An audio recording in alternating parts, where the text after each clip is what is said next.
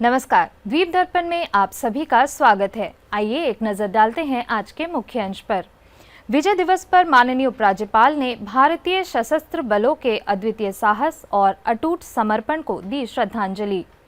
School छोड़ चुके विद्यार्थियों के लिए हुआ आउटरीच कार्यक्रम और हडबी स्कूल में निपुण मेला का हुआ आयोजन। अब द्वीप दर्पण विस्तार से। आज पूरे देश के साथ अंडमान निकोबार द्वीप समूह में विजय दिवस मनाया जा रहा है। इस अवसर पर अंडमान निकोबार द्वीप समूह के माननीय उपराज्यपाल एडमिरल डीके जोशी ने भारतीय सशस्त्र बलों के अद्वितीय साहस और अटूट समर्पण को श्रद्धांजलि दी है। अपने संदेश में माननीय उपराज्यपाल ने कहा कि भारतीय सशस्त्र बलों की वीरता के कारण 1971 में निर्णायक जीत मिली थी। यह दिन उनके सर्वोच्च बलिदानों और हमारे राष्ट्र की संप्रभुता, सम्मान और अखंडता की रक्षा के प्रति उनकी अटूट प्रतिबद्धता की एक शाश्वत याद दिलाता है। विजय दिवस उन अनगिनत बहादुरों को याद करने का अवसर है जिन्होंने मातृभूमि के लिए सर्वोच्च बलिदान दिया, और उन लोगों की निस्वार्थ सेवा को स्वीकार करने का भी जिन्होंने असाधारण संकल्प और समर्पण के साथ हमारी सीमाओं की रक्षा की है। माननीय उपराज्यपाल एडमिरल डीके जोशी ने अंडमान निकोबार द्वीप समूह के सभी निवासियों से अपील की है कि वे इस दिन को श्रद्धा और कृतज्ञता के साथ मनाने में राष्ट्र के साथ शामिल हो। श्री विजयपुरम में वन विभाग के अधिकारियों के लिए एक सप्ताह का अनिवार्य प्रशिक्षण पाठ्यक्रम आयोजित किया गया। हाल ही में इस पाठ्यक्रम का समापन हुआ। पेश है एक रिपोर्ट। अंडमान निकोबार द्वीप समूह में वन सेवा के अधिकारियों के लिए एक सप्ताह का प्रशिक्षण पाठ्यक्रम आयोजित किया गया। 8 से 12 दिसंबर तक चले प्रशिक्षण के समापन अवसर पर पूर्व प्रधान मुख्य वन संरक्षक डॉक्टर RSC जयराज मुख्य अतिथि थे। इनके अलावा ARC सेंटर के डायरेक्टर डॉक्टर दीपक आप्टे और पर्यावरण एवं वन विभाग के वन अधिकारी डॉक्टर S दिनेश कन्नन विशिष्ट अतिथि के तौर पर कार्यक्रम में उपस्थित थे। सबसे पहले डॉक्टर दीपक आप्टे ने अपने विचार व्यक्त किए। Coastal marine is very challenging field. It's much more challenging than terrestrial because the complexities are much more.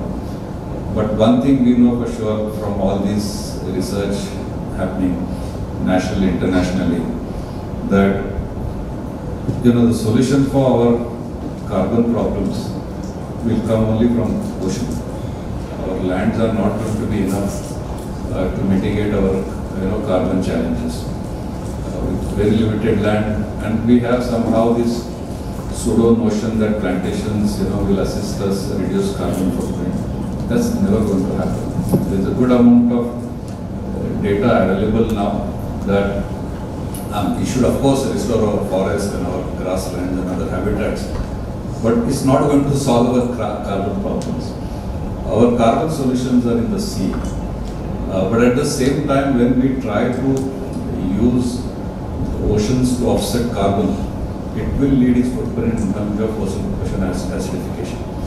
इसके बाद डॉक्टर दिनेश कन्नन ने विषय पर और इस प्रशिक्षण कार्यक्रम के बारे में जानकारी दी।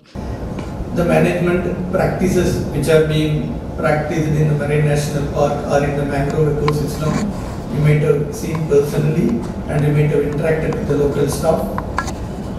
You might have received a lot many information. And also the theoretical session happened on the first day and today might be a refreshing one for you, and also the panel discussion. I really enjoyed the panel discussion as a part of the Department of Environment and Forest from Andaman and Nicobar Islands. I could know so many information and it has given so many perspective how to go ahead in the future, keeping what happened in other states like Gujarat and Karnataka. So how we can go ahead to protect and conserve the island ecosystem. समारोह के दौरान मुख्य अतिथि और अन्य अतिथियों को shawl भेंट कर स्वागत किया गया और उन्हें स्मृति चिन्ह भी भेंट किए।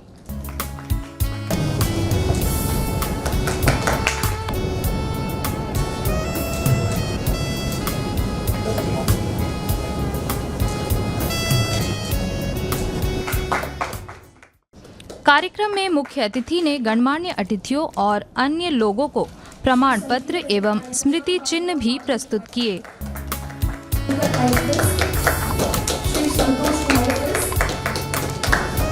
श्री विकास Kumar.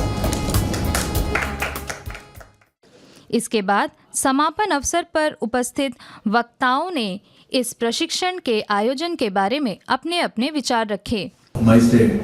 So these inputs has just really an eye opener for me. Looking forward for opportunities to work with these institutions like ZSI, PSI, similar institutions in future. I expect this collaboration with ZSI also continues in the future as well. The similar experience I had in BNHS.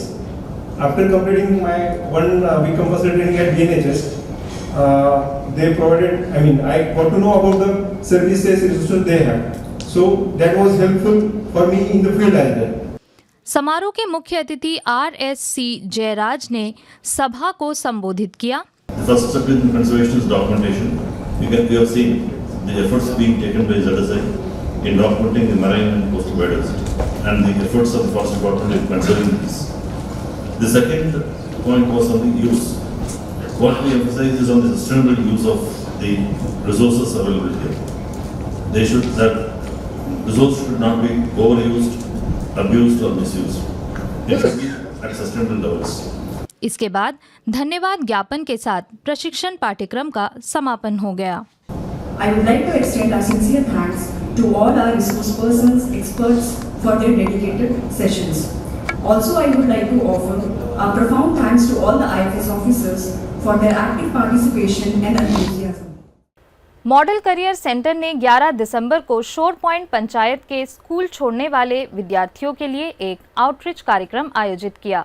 इस कार्यक्रम का मकसद school छोड़ने वाले विद्यार्थियों की पहचान करना, पढ़ाई छोड़ने के पीछे के कारणों को समझना और उन्हें एम्प्लॉयमेंट एक्सचेंज के जरिए दिए जाने वाले अलग अलग skill development course, vocational training और करियर से जुड़े दूसरे मौकों के लिए मोटिवेट करना था।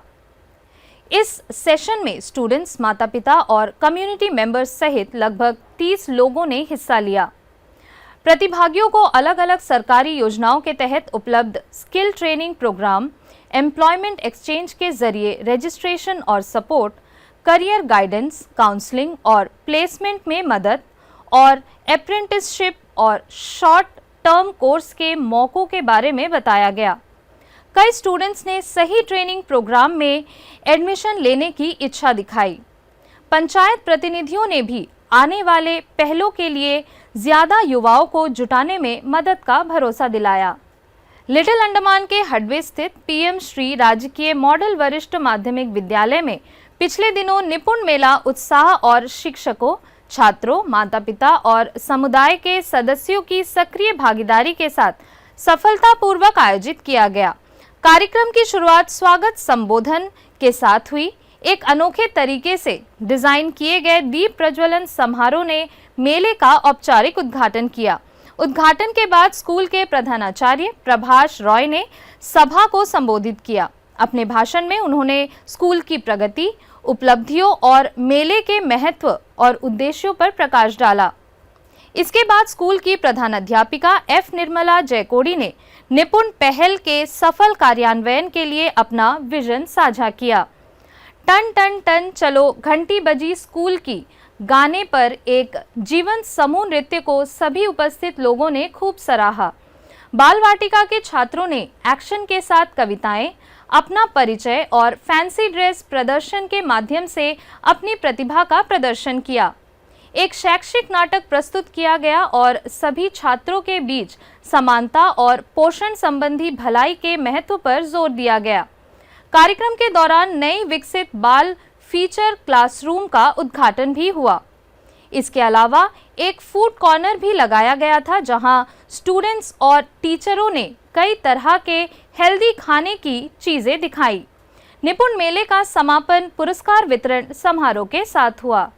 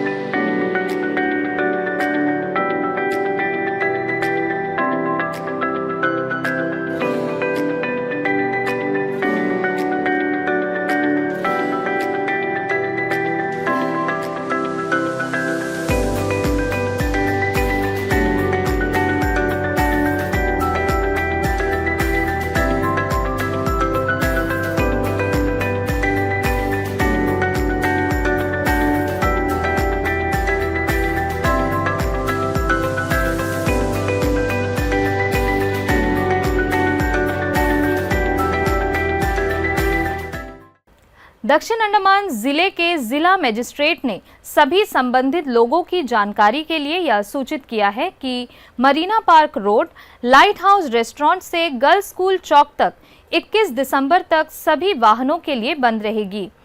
यह आइलैंड म्यूजिक फेस्टिवल को सफलतापूर्वक आयोजित करने के लिए किया जा रहा है।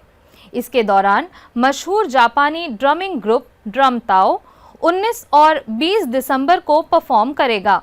आम जनता से अनुरोध किया गया है कि वे सहयोग करें और ऊपर बताई गई अवधि के दौरान वैकल्पिक रास्तों का इस्तेमाल करें। मैं कभी कभी सोचता हूँ कि ये सिगरेट या बीड़ी पीने का क्या परिणाम होगा। क्या ये मेरे स्ट्रोक का कारण बन जाएगा जो मुझे अपने परिवार पर बोझ बना देगा? क्या ये मेरे फेफड़ों के कैंसर का कारण बन जाएगा? क्या ये मुझे मुंह के कैंसर या हृदय रोग या एम्फीसीमा के करीब लाएगा? अगली बार जब आप सिगरेट या बीड़ी पीने की सोचें तो खुद से पूछें, ये सिगरेट या बीड़ी पीने का क्या परिणाम होगा? तंबाकू आज ही छोड़ें। सहायता के लिए 1800-112356 पर कॉल करें या मिस्ड कॉल दें 01122901-701 पर। गुड समारिट क्लब अंडमान शाखा की ओर से क्रिसमस के उपलक्ष्य में कल शाम में भातु बस्ती में क्रिसमस कार्यक्रम और जरूरतमंदों में राशन सामग्रियों का वितरण समारोह आयोजित किया गया। इस अवसर पर वार्ड पार्षद कविता उदय कुमार, नगर पालिका के पूर्व अध्यक्ष उदय कुमार और मदुरै से आए डॉक्टर ब्रह्माश्री गणेशन मुख्य अतिथि थे। इनके अलावा वार्ड संख्या 19 के पार्षद वेट्रीवेल और वार्ड संख्या 10 की पार्षद टी मंगयाकरसी तमिल सेल्वम विशेष अतिथि थे। आरंभ में गुड समारिट क्लब के क्षेत्रीय अध्यक्ष रिचर्ड बैटन ने अतिथियों का स्वागत किया। कार्यक्रम में मंच पर उपस्थित अतिथियों ने गरीब और जरूरतमंदों में राशन सामग्रियों का वितरण किया। अतिथियों ने इस नेक मकसद से आयोजित कार्यक्रम के बारे में अपने विचार रखे। कार्यक्रम में क्रिसमस कैरल गीत प्रस्तुत किया गया। मिशनरी मरिया ने क्रिसमस का संदेश दिया। कार्यक्रम में विभिन्न चर्च के पास्टर्स भी उपस्थित थे। रिचर्ड साहब के जो क्लब है उनके बारे में जितना भी कहा जाए वो काम है।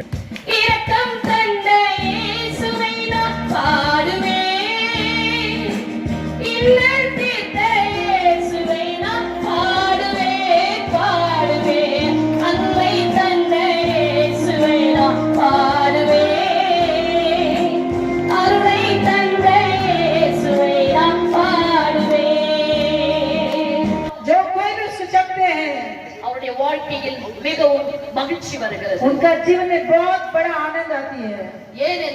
क्योंकि यीशु मसीह दुनिया में पैदा हुआ। क्यों? आपका जीवन में बहुत बड़ा आशीष को देने के लिए। महात्मा गांधी इंटरनेशनल स्कूल वृक्षाबाद में हाल ही में निशुल्क नेत्र जांच शिविर आयोजित हुआ। शिविर में क्षेत्र और आसपास के लोगों ने अपने आंखों की जांच कराई।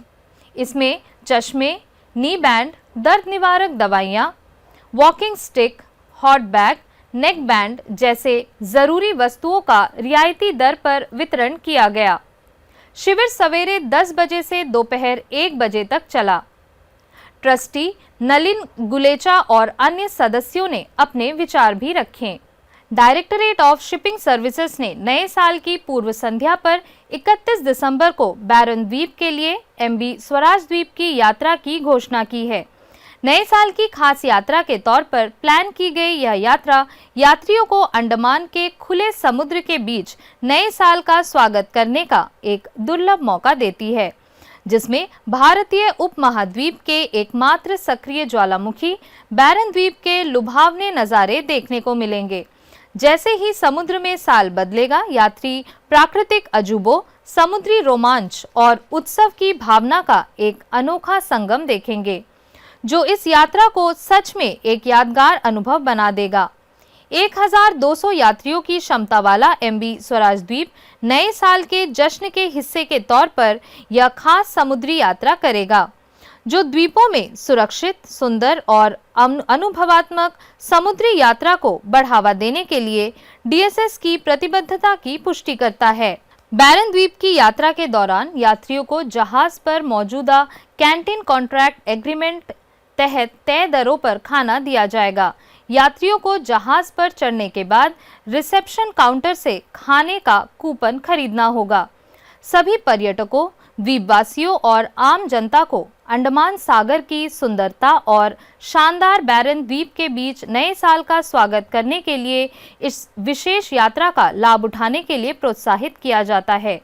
टिकट DSS ई-टिकटिंग पोर्टल dss@andaman-nicobar.gov.in के जरिए कल से आसानी से बुक किए जा सकते हैं। यूजर की सुविधा के लिए पोर्टल से सीधे लिंक करके QR कोड भी दिया गया है। पोंगल सेलिब्रेशन 2026 के हिस्से के तौर पर तमिलनाडु संगम हर साल की तरह इस साल भी आम जनता के लिए कई सांस्कृतिक, खेल और सामुदायिक कार्यक्रम आयोजित कर रहा है। इसी सिलसिले में तमिलनाडु संगम और अंडमान निकोबार शतरंज एसोसिएशन के सहयोग से आयोजित तमिलनाडु संगम ओपन शतरंज टूर्नामेंट सफलतापूर्वक संपन्न हुआ, जिसमें लगभग 500 खिलाड़ियों ने हिस्सा लिया। ओपन कैटेगरी में कड़े मुकाबले के बाद GSSS भातु बस्ती के श्रीहान कर्माकर ने बेहतर टाई ब्रेक के आधार पर फाइनल स्टैंडिंग में टॉप किया, जबकि KV1 में ललित B और NCS के सप्रतीक मंडल दूसरे और तीसरे स्थान पर रहे। कार्मल स्कूल के रोहन सिंह और DEO साउथ अंडमान के LGC नीलकांतम चौथे और पांचवें स्थान पर रहे। अंडर 11 लड़कों की कैटेगरी में कार्मल स्कूल के सॉ जिमसन सैमुअल ने पहला स्थान हासिल किया। इसके बाद इन्वेंट पब्लिक स्कूल के सचित बारा दूसरे स्थान पर और कार्मल स्कूल के विघ्नेश तीसरे स्थान पर रहे। अंडर 11 लड़कियों की कैटेगरी में KV1 की वंशिका राव T ने पहला स्थान हासिल किया, जबकि VKV लंबा लाइन की 4वीं D और कार्मल स्कूल की कृति T दूसरे और तीसरे स्थान पर रही।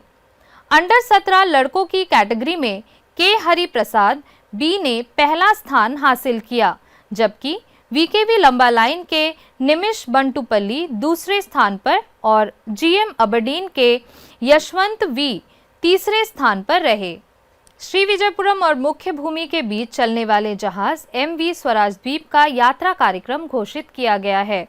इसके तहत यह जहाज 2 जनवरी को चेन्नई के लिए, 16 जनवरी को कोलकाता के लिए और इस महीने की 29 तारीख को विशाखापत्तनम के लिए रवाना होगा। 9 फरवरी को यह जहाज चेन्नई के लिए प्रस्थान करेगा। इन यात्राओं के लिए टिकट कल से ई-टिकटिंग पोर्टल या फिर स्टार्स टिकटिंग काउंटरों से प्राप्त किए जा सकते हैं। टिकटों का वितरण सवेरे 9 बजे से शाम 4 बजे के बीच होगा। अंतर्द्वीपीय जलयान यात्रा संबंधी सूचना। MV रंगत मायाबंदर होते हुए डिगलीपुर के लिए कल सवेरे 7 बजे श्री विजयपुरम से प्रस्थान करेगा तथा इसकी वापसी अगले दिन सवेरे 7 बजे उन्हीं रास्तों से होते हुए श्री विजयपुरम के लिए होगी। MV हडबे स्वराजद्वीप और लॉन्ग आइलैंड होते हुए रंगत की यात्रा पर कल सवेरे 6 बजे श्री विजयपुरम से प्रस्थान करेगा और इसकी वापसी कल ही दोपहर 12 बजे उन्हीं रास्तों से होते हुए श्री विजयपुरम के लिए होगी। MV कछाल शहीद द्वीप, स्वराजद्वीप, स्ट्रेट आइलैंड, कदमतला और लॉन्ग आइलैंड होते हुए रंगत की यात्रा पर कल सवेरे 7 बजे श्री विजयपुरम से प्रस्थान करेगा और इसकी वापसी अगले दिन सवेरे 7 बजे उन्हीं रास्तों से होते हुए श्री विजयपुरम के लिए होगी। सभी जलयानों के यात्रा कार्यक्रम मौसम की स्थिति पर निर्भर होंगे। अंत में मुख्य अंश एक बार फिर। विजय दिवस पर माननीय उपराज्यपाल ने भारतीय सशस्त्र बलों के अद्वितीय साहस और अटूट समर्पण को दी श्रद्धांजलि। स्कूल छोड़ चुके विद्यार्थियों के लिए हुआ आउटरीच कार्यक्रम और हडबे स्कूल में निपुण मेला का हुआ आयोजन। इसी के साथ ही आज का यह द्वीप दर्पण कार्यक्रम यहीं पर समाप्त होता है। नमस्कार।